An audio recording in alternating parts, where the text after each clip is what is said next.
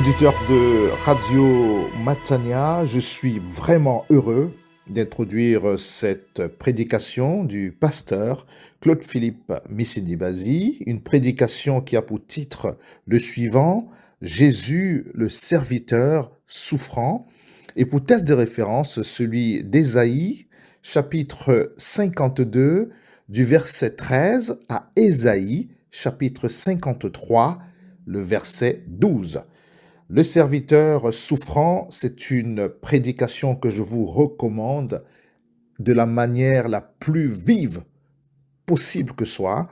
Vous comprenez mon émotion, je suis vraiment touché. J'ai été particulièrement touché par cette prédication. Il s'agit du dernier chant du serviteur, un serviteur souffrant qui est notre Seigneur Jésus-Christ. Vous le comprendrez en écoutant cette prédication. Le serviteur du Seigneur sera exalté parce que sa souffrance nous a apporté ou nous apporte le salut. Cette prédication, dans sa version écrite, sera ou est déjà même disponible sur notre site www.églisematania.com et elle sera diffusée à 2 reprises durant les 2 heures qui lui sont consacrées. À Dieu seul et à notre merveilleux Seigneur Jésus-Christ soit la gloire, dès maintenant et à jamais. Dieu soit toute la gloire. Amen, amen. Heureux de vous voir ce matin. Amen. Et nous accueillons nos bien-aimés. Ce sont là les Gédéons. Que Dieu vous bénisse. Amen. Avant tout à l'heure de leur céder la parole, de leur donner la parole, nous voulons bien sûr ouvrir les Écritures et méditer ensemble une dernière fois le chapitre 53. Ça fait 7 semaines que nous sommes avec ce chapitre si riche, si puissant, amen, et si important. Et croyez-moi, il y a tant à dire. Mais nous voulons, à l'aube de la célébration de la Pâque, nous recentrer sur celui qui est à la base de cette grande fête, amen, le Christ, le Messie promis, amen, qui est venu et qui a sauvé nos âmes. Amen. Je vous invite donc à ouvrir vos Bibles et nous allons faire la lecture donc de Ésaïe chapitre 52, verset 13, jusqu'au chapitre 53, verset 12. Comme vous le savez, les chapitres ne sont pas inspirés, donc cette partie, c'est un tout. Accueillons la parole du Seigneur. Amen. Voici mon serviteur prospérera, il montera, il s'élèvera, il se lèvera bien haut. De même qu'il a été pour plusieurs un sujet d'effroi, tant son visage était défiguré, tant son aspect différait de celui des fils de l'homme. De même, il sera pour beaucoup de peuples un sujet de joie. Devant lui, des rois fermeront la bouche, car ils verront ce qui ne leur avait point été raconté, et ils apprendront ce qu'ils n'avaient point entendu. Qui a cru à ce qui nous était annoncé? Qui a reconnu le bras de l'Éternel? Il s'est élevé devant lui comme une faible plante, comme un rejeton qui sort d'une terre desséchée. Il n'avait ni beauté ni éclat pour attirer nos regards. Et son aspect n'avait rien pour nous plaire. Méprisé et abandonné des hommes, homme de douleur habitué à la souffrance, semblable à celui dont on détourne le visage, nous l'avons dédaigné, nous n'avons fait de lui aucun cas. Cependant, ce sont nos souffrances qu'il a apportées, c'est de nos douleurs qu'il s'est chargé, et nous l'avons considéré comme puni, frappé de Dieu et humilié. Mais il était blessé pour nos péchés, brisé pour nos iniquités, le châtiment qui nous donne la paix est tombé sur lui, et c'est par ses meurtrissures que nous sommes guéris. Nous étions tous errants comme des brebis, chacun suivait sa propre voie. Et l'Éternel a fait retomber sur lui l'iniquité de nous tous. Il a été maltraité et opprimé, et il n'a point ouvert la bouche. Semblable à un agneau qu'on mène à la boucherie, à une brebis muette devant ceux qui l'attendent, il n'a point ouvert la bouche. Il a été enlevé par l'angoisse et le châtiment est parmi ceux de sa génération. Qui a cru qu'il était retranché de la terre des vivants et frappé pour le péché de mon peuple? On a mis son sépulcre parmi les méchants. Son tombeau avec le riche, quoiqu'il n'ait point commis de violence et qu'il n'y ait point de fraude dans sa bouche. Il a plu à l'Éternel de le briser par la souffrance. Après avoir livré sa vie en sacrifice pour le péché, il verra une postérité et prolongera ses jours. Et l'œuvre de l'Éternel prospérera entre ses mains. Amen. À cause du travail de son âme, il rassasiera ses regards. Par sa connaissance, mon serviteur juste justifiera beaucoup d'hommes et il se chargera de leurs iniquités. Amen. C'est pourquoi je lui donnerai sa part avec les grands. Il partagera le butin avec les puissants, parce qu'il s'est livré lui-même à la mort et qu'il a été mis au nombre des malfaiteurs, parce qu'il a porté les péchés de beaucoup d'hommes et qu'il a intercédé pour les coupables. Amen. Amen. Amen. Prions le Seigneur. Dieu notre Père, nous courbons devant toi pour t'apporter gloire, louange et hommage. Nous avons tant d'épreuves, tant d'exemples, tant, Seigneur, de faits qui nous démontrent, qui nous prouvent que tu nous aimes. Amen. Toi qui nous as aimés tellement de manière extravagante, tu as donné ton propre Fils. Et nous célébrons ce matin celui qui est venu parmi nous, non pas pour être servi, mais pour servir et donner sa vie en rançon pour la multitude. Nous te remercions de ce que Jésus est venu. Amen. Et qui nous a trouvés et qui nous a sauvés. Amen. Nous te remercions ce matin de ce que tu nous as accordé le don du Saint-Esprit, qui nous permet de te connaître, de te comprendre et de te servir. Amen. Père, bénis cette rencontre avec toi. Amen. Donne du succès à ta parole. Amen. Et honore les promesses de ta parole. Amen. Au nom de Jésus-Christ. Chasse l'obscurité et envoie ta lumière pour la gloire de ton saint nom. Au nom de Jésus. Amen. Amen. Amen. Prenez place.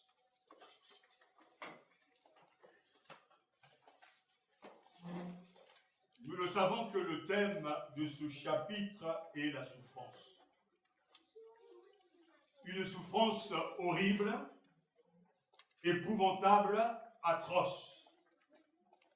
Ésaïe dit que le serviteur était un homme de douleur et d'affliction, verset 3. Il a porté des chagrins, des douleurs, a été frappé, abattu par Dieu et affligé. Il a été transpercé, écrasé, châtié et blessé. Il dit le verset 5. Il a été opprimé et affligé comme un agneau qu'on mène à l'abattoir. Il n'a pas ouvert la bouche. Le Seigneur, dont il est question ici, a connu l'oppression et le jugement. Il a été retranché de la terre des vivants. Il a été frappé à cause de la transgression de son peuple. Il a été écrasé. Et le verset 11 fait référence à l'angoisse de sa souffrance. Le serviteur dont il est question, selon Actes chapitre 8, est bien sûr Jésus notre Seigneur. Le serviteur, le juste, souffrant, et qui souffre à la fois pour notre rébellion et pour nos douleurs et nos souffrances. Le serviteur a tant fait pour moi et a tant fait pour nous.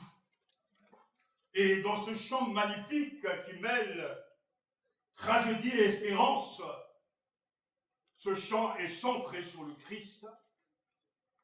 Et à maintes reprises, Ésaïe, qui prophétise plus de 700 ans avant la venue de Jésus, révèle dans ce chant tant de traits de caractère de notre Seigneur et Sauveur. Jésus est décrit comme le sage, le prêtre, le sacrifiant, le serviteur, le souffrant, le conquérant et celui qui intercède pour nous. Il est donc le canal de la grâce de Dieu pour les pécheurs, En lui, la sainteté et la miséricorde de Dieu sont parfaitement réconciliées.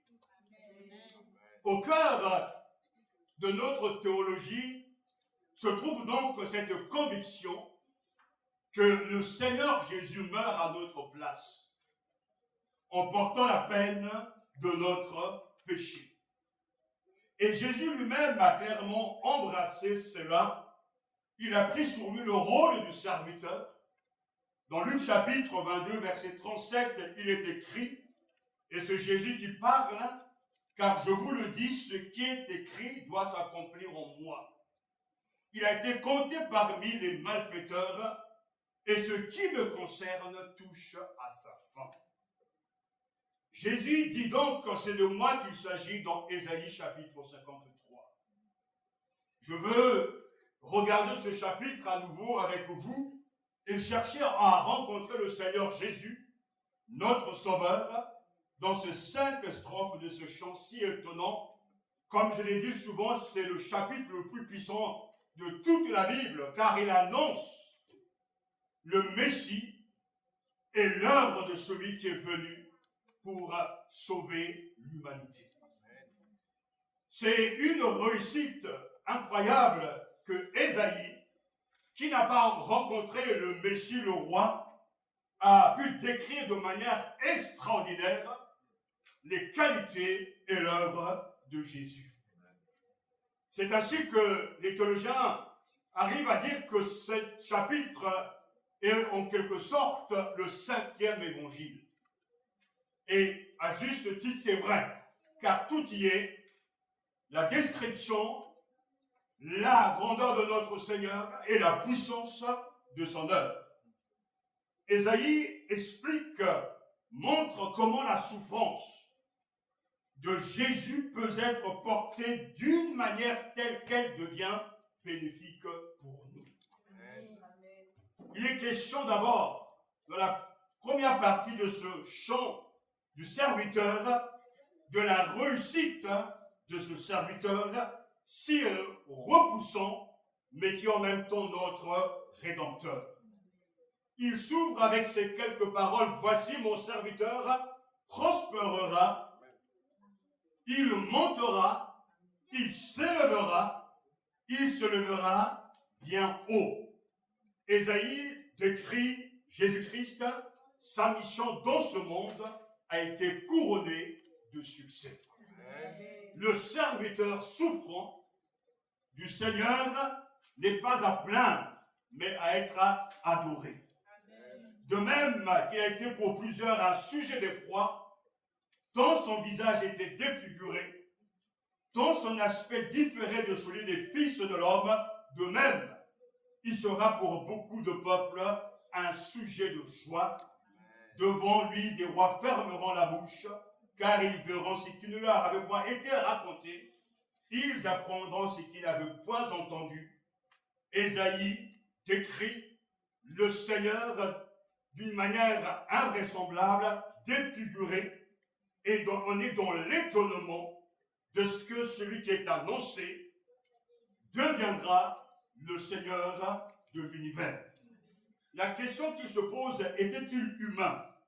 Car tant son visage était défiguré, tant son aspect différait de celui des fils de l'homme, et devant lui, nous restons bouche bée. Voici donc la vision du prophète, la description de celui qui commence bas pour être ensuite élevé. Mais Ésaïe a cette pédagogie d'annoncer d'abord la victoire de celui qui va souffrir et celui qui sera reconnu comme étant le Messie d'Israël et le sauveur de tous les hommes, avant de parler de son élévation, de son exaltation, de son ascension et de sa glorification. Il est question d'abord de sa souffrance et un appel à s'interroger: qui a cru à ce qui nous était annoncé? Chapitre 53, versets 1 à 3. Qui a reconnu le bras de l'Éternel? Il s'est élevé devant lui comme une faible plante, comme un rejeton qui sort d'une terre desséchée. Il n'avait ni beauté, ni éclat pour attirer nos regards, et son aspect n'avait rien pour nous plaire. Les mots sont riches de sens et ces mots sont puissants. Le verset 3 nous dit « Mépriser et abandonner les hommes, hommes de douleur habitués à la souffrance. » Semblable à celui dont on détourne le visage, nous l'avons donc méprisé, nous ne l'avons pas estimé, nous n'avons fait de lui aucun cas. Tout commence par une description invraisemblable de ce sauveur. Il n'avait rien pour attirer nos regards. C'est le mépris, le rejet. Il fallait de la foi pour voir la gloire de Dieu en Jésus de Nazareth. Et c'est encore le cas aujourd'hui, car il n'a rien pour attirer nos regards.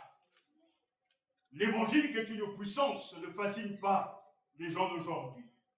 Mais Dieu, dans sa grâce, nous donne le don de la foi.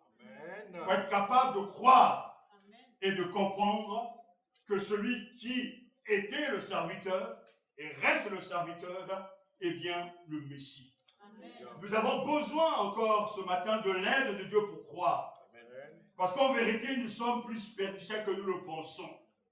Nous jugeons d'après les apparences. Pourquoi le serviteur du Seigneur était-il si bas, tombé si bas?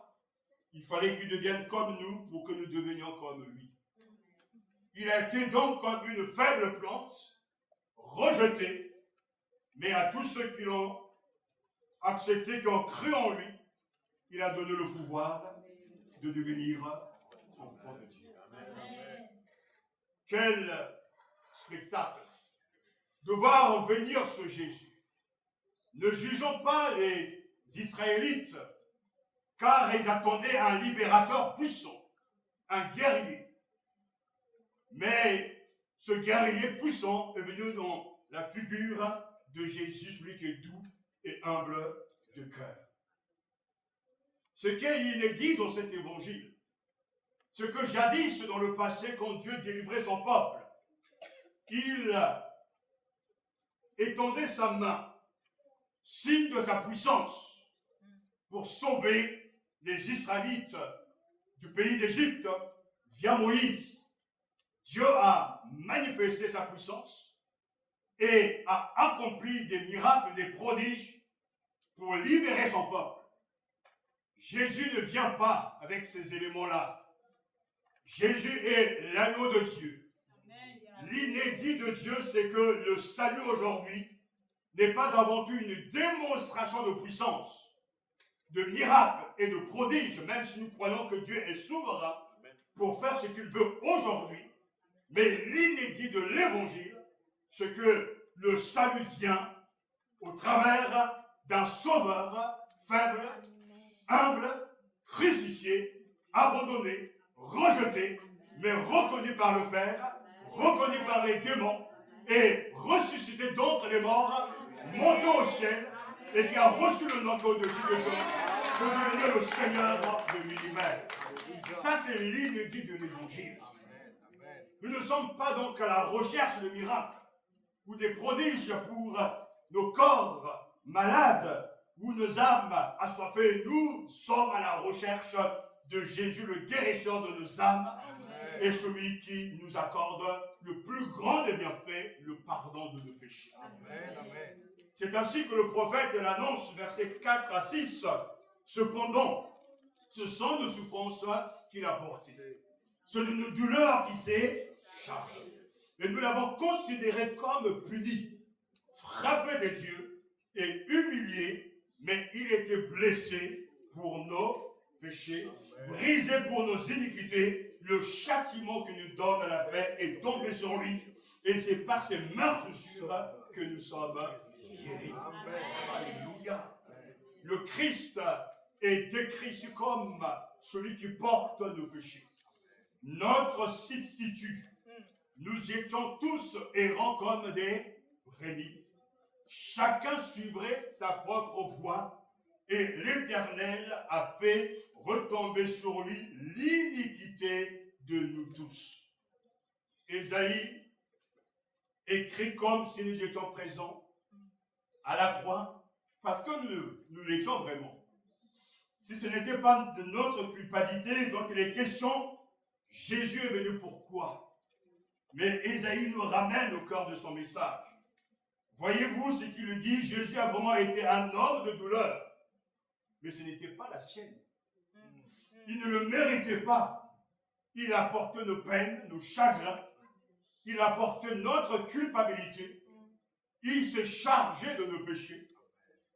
Il a subi nos péchés, brisés pour nos iniquités. Le Seigneur Dieu a fait retomber sur lui l'iniquité de nous tous. Et ce qui est remarquable, frères et sœurs, ce que nous méritions jadis, c'est la mort éternelle. Et pour apaiser la colère de Dieu, et pour assouvir la sainteté de Dieu, il fallait un substitut, un agneau sans tache, sans ride, pour prendre notre place. Et cet agneau, c'est bien sûr Jésus. Jésus-Christ est notre substitut. Jésus-Christ s'est mis à la place des pécheurs. Le poids insupportable de leur culpabilité lui a été imputé et il a sombré sous ce poids.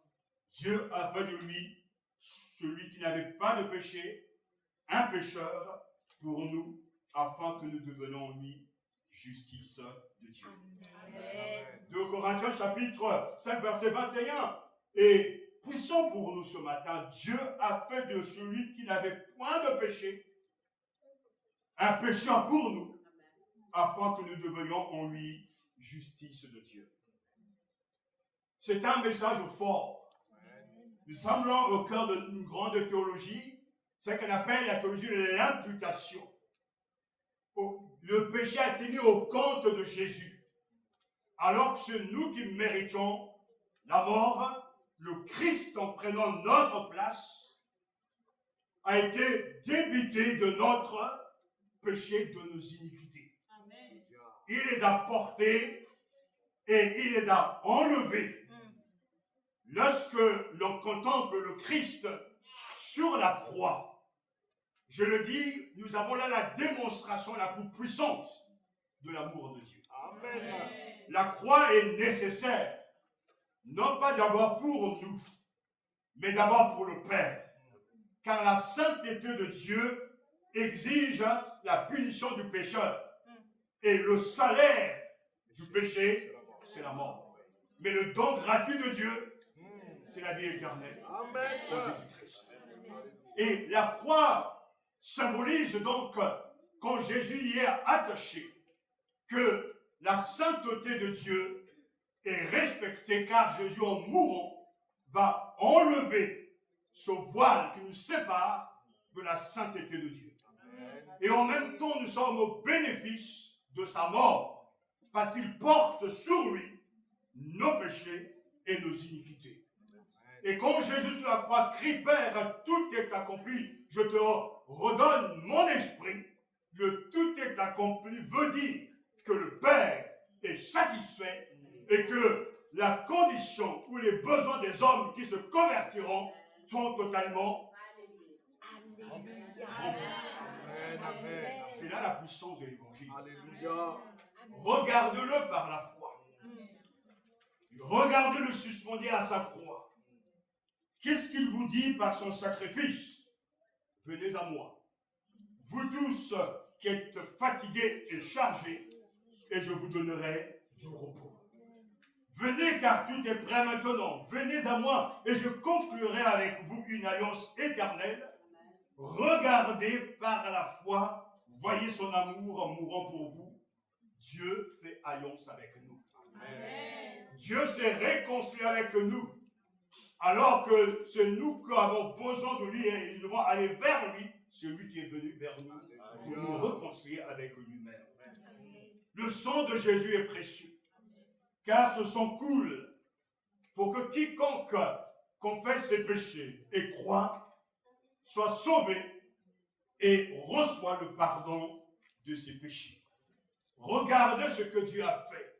Il a donné son Fils unique.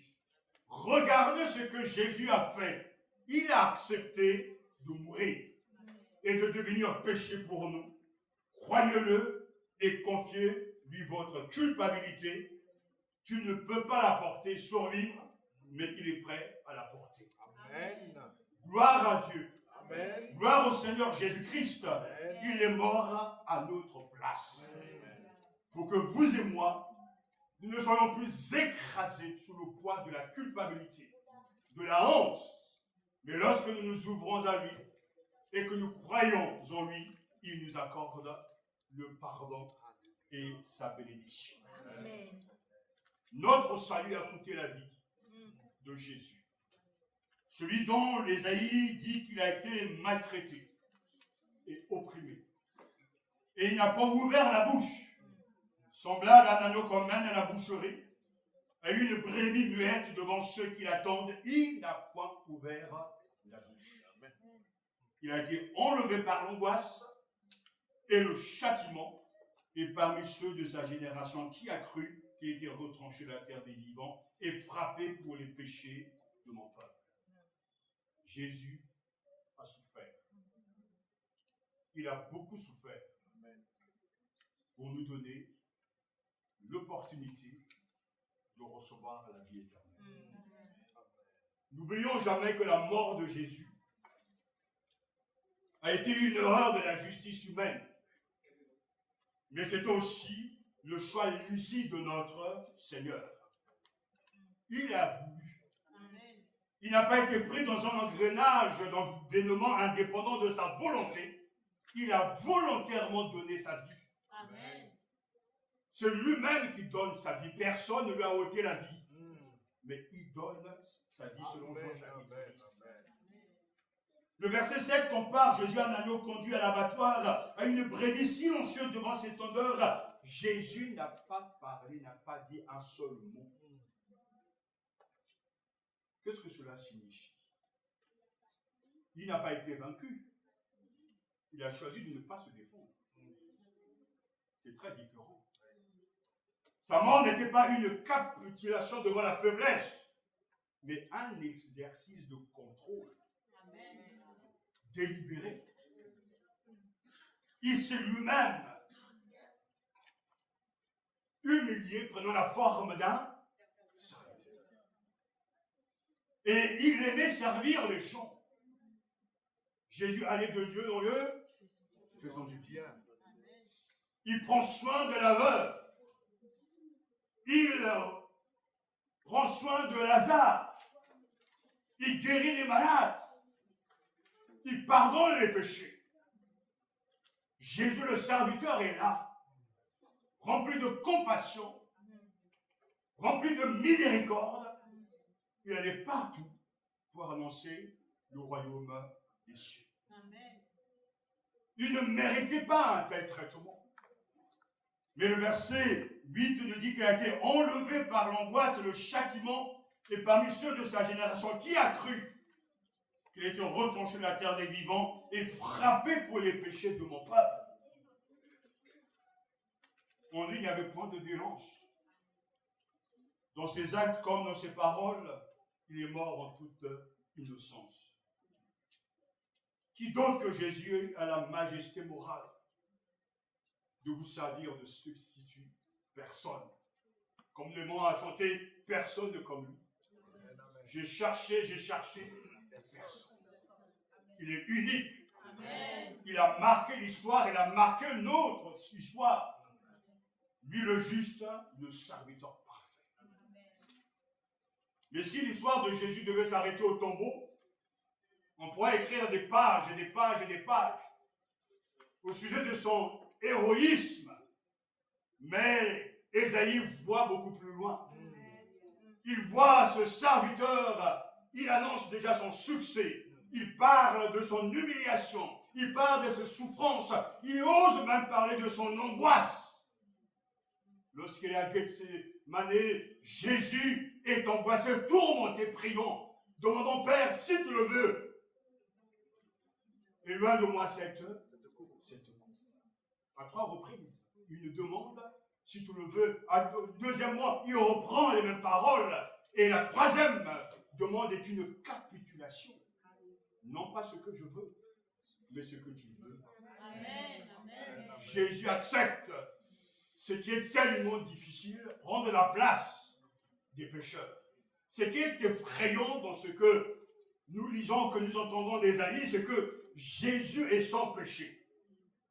Et il va devenir péché pour nous. Lui qui n'a jamais commis de péché deviendra péché à notre place. Mais quand Ésaïe annonce, je crois que notre Seigneur, notre Jésus, mon Jésus, avait anticipé déjà la victoire. Car il accepte l'inacceptable. Il a été craché dessus, on s'est moqué de lui. On a même dit de lui qu'il était possédé d'un démon, alors qu'on n'y a point de fraude. Il a tout accepté. Il n'a même pas utilisé sa puissance pour fermer la bouche de ses détracteurs. Jésus a été l'humble serviteur. Et le tombeau atteste qu'il méritait d'être ressuscité d'entre les morts, parce que le tombeau prouve que sa mort était plus importante que ce que l'on pensait. Le Christ est victorieux. Et c'est ainsi qu'Ésaïe, en parallèle des versets 12 à 15 du chapitre 52, nous annonce dans ces versets 10 à 12 le succès du serviteur. Il a été écrasé, mais reste victorieux. Il a plu à l'Éternel de le briser par la souffrance. Et vous savez que lorsque nous souffrons, nous, on crie très fort. On demande de l'aide. On demande même la prière des croyants. Personne n'aime la souffrance. Et si quelqu'un dit, moi, la souffrance, ce n'est pas un problème, c'est un menteur. Parce que la vie est dure. Deux fois, on vit des circonstances désagréables. Deux fois, il y a des maladies qui arrivent alors qu'on ne s'y attend pas. Les décès des proches, le chômage. Quelquefois, les amis nous abandonnent. On est trahis. Mais personne n'aime et va vers la souffrance. Mais lui, Jésus, a accepté de souffrir. D'où cette notion incroyable, il est appelé homme de habitué à la souffrance. Mon grand-père était pasteur. Et il m'a dit, quand j'entrais dans le ministère, arme-toi de la pensée de souffrir. Je ne savais pas ce qu'il disait avant. Ce n'est qu'avec le temps que l'on comprend que servir Dieu, ce n'est pas facile. Mais c'est sa grâce qui nous aide à tenir ferme. Mais nous devons nous armer de la pensée de souffrir. Mais ça, on ne veut pas l'entendre. Non, moi je veux un Jésus gentil. Moi je veux un Jésus qui s'occupe de mes affaires. Mais quand te sens au rouge, Jésus agit et met-le au vert. Je suis débiteur, Jésus agit et que je sois toujours créditeur. Le lundi matin, j'attends un coup de fil de mon patron, tu as eu une augmentation. Alléluia. Mais les choses ne se passent pas toujours ainsi. L'évangile ne vient pas régler d'abord ses problèmes. L'évangile vient régler le plus grand des problèmes, le problème du péché. Et c'est pour ça que je dis que le plus grand don que Dieu peut nous donner, c'est le pardon de nos péchés. Amen. Et le plus grand privilège que Dieu nous donne, Jésus nous donne, c'est le privilège de communier avec lui. Amen. Et il nous donnera sûrement la force, la grâce de gérer les autres affaires. Amen. Il a plu à l'Éternel de le briser par la souffrance. Après avoir livré son âme en sacrifice pour le péché, il verra une postérité et prolongera ses jours, et l'heure de l'Éternel prospérera entre ses mains. À cause du travail de son âme, il dit le verset 11, il rassasiera ses regards par sa connaissance, mon serviteur juste justifiera beaucoup d'hommes et il se chargera de leurs iniquités.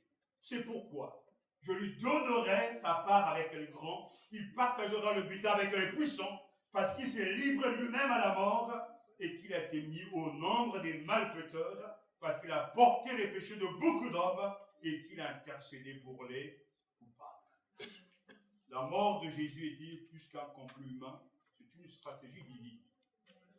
La croix n'est pas une défaite. La croix est une victoire. Amen. Sur sa croix, Jésus a réalisé le dessein de Dieu avec amour. Et c'est pourquoi, comme on le lit dans Philippiens chapitre 2, c'est pourquoi Dieu l'a. Et au verset 12, Ésaïe dit très clairement, c'est pourquoi sa mort produit la vie en nous. Il verra sa descendance, mais sa descendance, c'est qui? C'est nous. Amen. Nous qui nous tous sommes bénéfices de la mort du juste juge, du juste serviteur, et qui nous accorde à ceux qui croiront en lui le don de la justification. Comme un militaire, Jésus partage le butin de sa victoire avec nous. Et en lui, il n'y a point d'angoisse, point d'échec.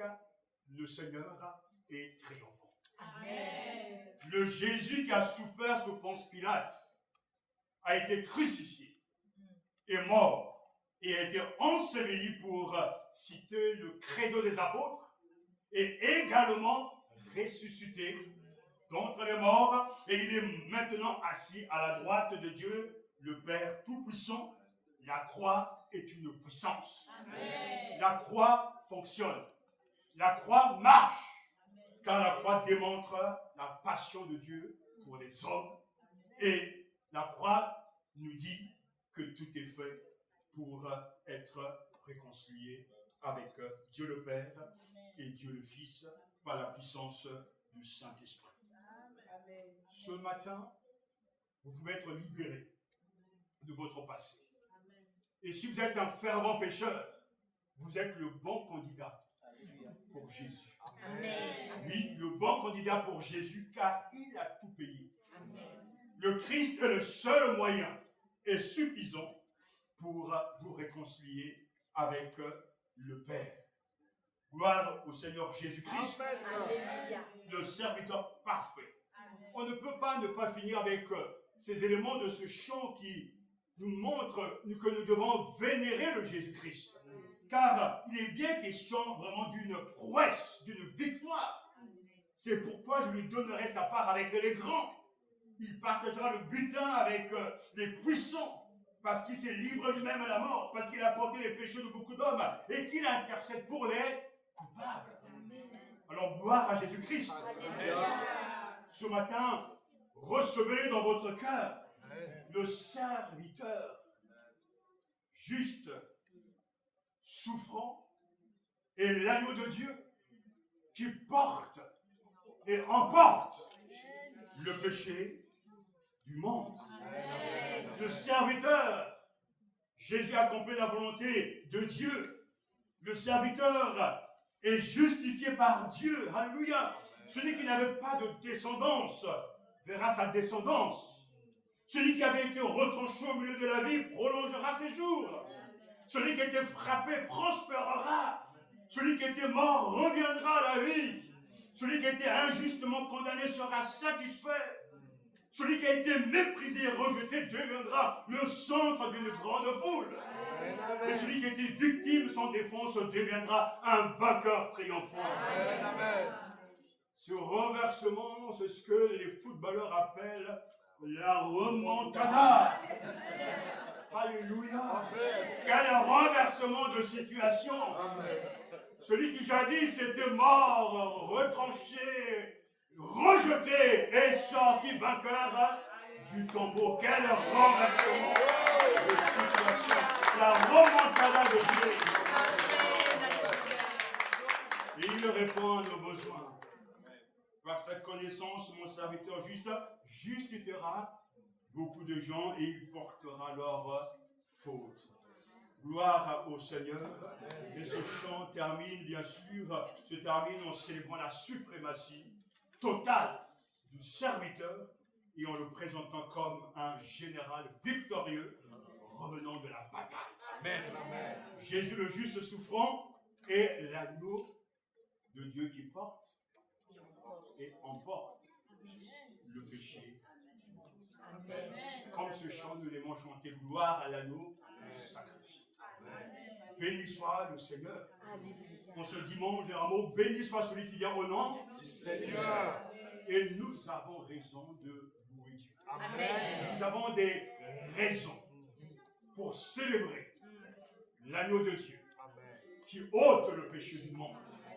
Et j'aimerais inviter tous ceux qui n'ont pas fait la paix avec lui d'aller vers Jésus. Il a souffert pour toi. Il a souffert pour nous. Et de saisir les vérités de ce chant magnifique qui mêle tragédie mais espérance, centré sur le Christ. Jésus est notre prêtre, notre sacrificateur, notre serviteur souffrant, notre conquérant. Et maintenant, alors je vous parle, et celui qui intercède pour nous auprès du Père. Amen. Et un jour, il reviendra pour chercher les vivants et à lui seul soit toute la gloire. Pour rendre le front, pour remercier et bénir Dieu et l'inviter à changer de vie. Gloire au Seigneur.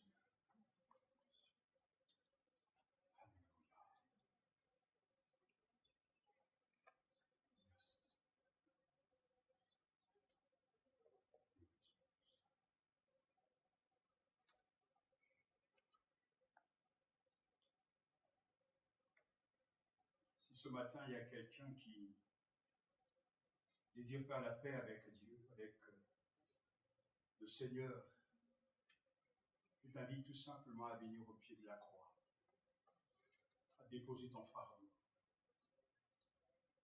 Alors que nous chantons ce premier refrain tel que je suis, sans rien à moi, je viens.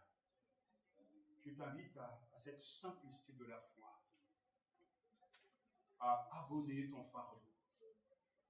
Si tu es empêtré dans une prison de péché, de culpabilité, de honte, donne ce fardeau à Jésus et accepte le pardon qu'il te donne.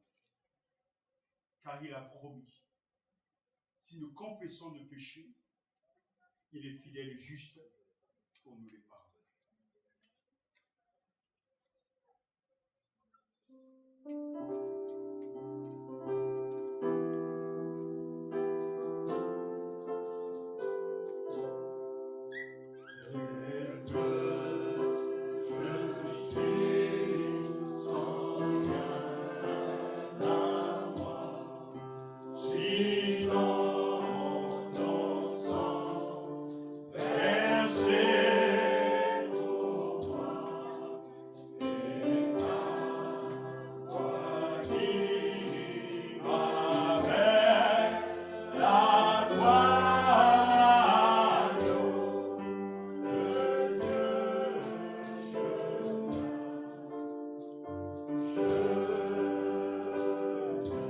Avec ces paroles, viens à Jésus tel que je suis.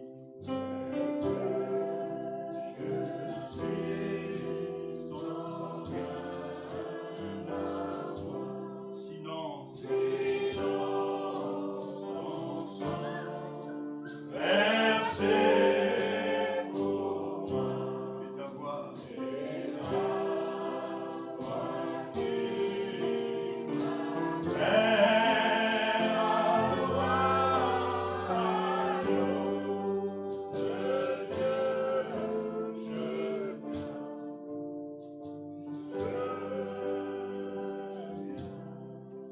là où tu te trouves, parle au Seigneur. Dis tout à Jésus. Seigneur, tu vois les dégâts du péché dans ma vie. Le péché a brisé ma vie, ma relation avec mon prochain, peut-être avec mon père, ma mère, mes frères et sœurs. Le péché m'a éloigné de toi. Seigneur, je viens, tel que je suis, pour te demander pardon et recevoir ton pardon. Je dépose sur toi mon fardeau. Je te remets le poids de ma culpabilité. Je crois à l'instant même que ton sang est puissant effacer devant le Père la somme de ma culpabilité. Je te reçois comme mon Seigneur, comme celui qui me justifie et qui me guérit par ses meurtrissures. Père, je te remercie de ce que tu me pardonnes et de ce que tu me reçois. À toi qui l'as reçu dans ton cœur, que Dieu te bénisse et qu'il t'accorde de sa paix. Rachel prie pour l'assemblée, pour que nous soyons conscients de la grandeur de notre Seigneur et du salut qu'il nous a apporté.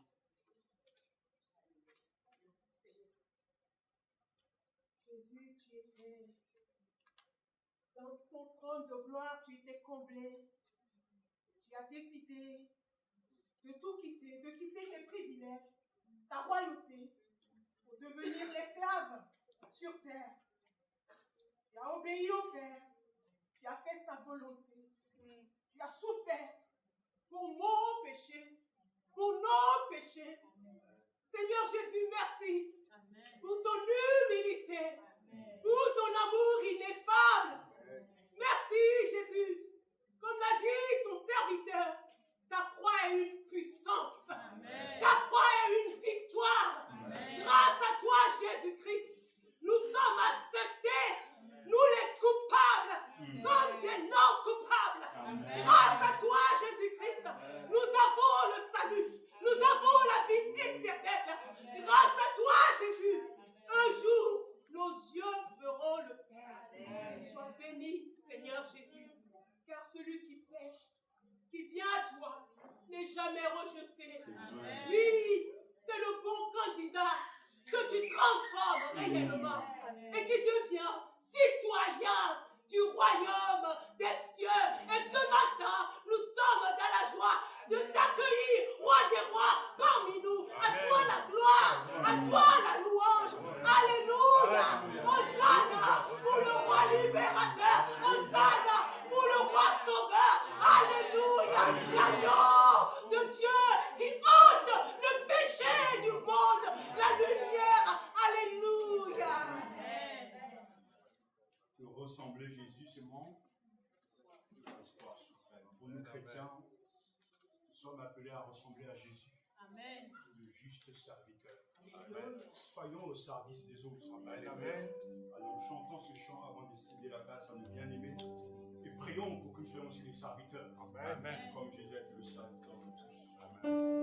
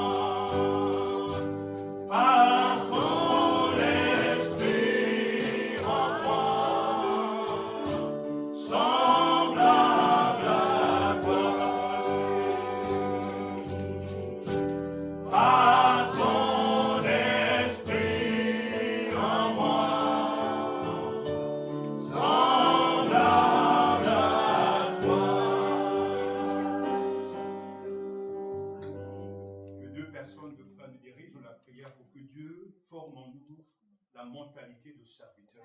Amen. Béni sois-tu, notre Père, notre excellent Seigneur, toi le missionnaire premier. Par ton amour, Seigneur, tu as décidé de manifester ta présence dans ce monde Oui. à travers Jésus-Christ. Oui, tu es venu, tu as détruit les œuvres du diable et tu as partagé cet amour en annonçant le royaume des cieux, Oui. en scellant une alliance éternelle. Seigneur, tu as dit, Jésus-Christ, faites comme moi. Tu nous as invités et tu nous as envoyés afin que nous fassions des disciples. Seigneur, fais que notre cœur soit semblable au tien. Amen. Un cœur qui partage l'amour, qui transmet, Seigneur, le royaume des cieux. Fais de nous, Seigneur, tes missionnaires. Amen. Fais de nous, Seigneur, tes envoyés. Amen. Que nous ayons le cœur de serviteurs. Un cœur doux et humble. Amen. Un cœur qui est prêt à servir. Un cœur qui partage, Seigneur, cet amour. C'est notre prière ce matin. Qu'il en soit ainsi, afin que ton royaume avance, non seulement dans cette ville, mais également dans ce pays, la France. Que ton royaume avance et que nous partagions, Seigneur, ce que tu nous as enseigné autour de nous. À toi soit la gloire et la puissance au nom de Jésus-Christ. Amen. Amen. Seigneur, nous voulons prendre exemple sur toi, Oui. sur ton humilité, sur ton caractère de serviteur. Nous Amen. voulons te ressembler, Jésus. Apprendre à penser aux autres, à les servir avec les Amen. dons et les talents que tu nous as donnés.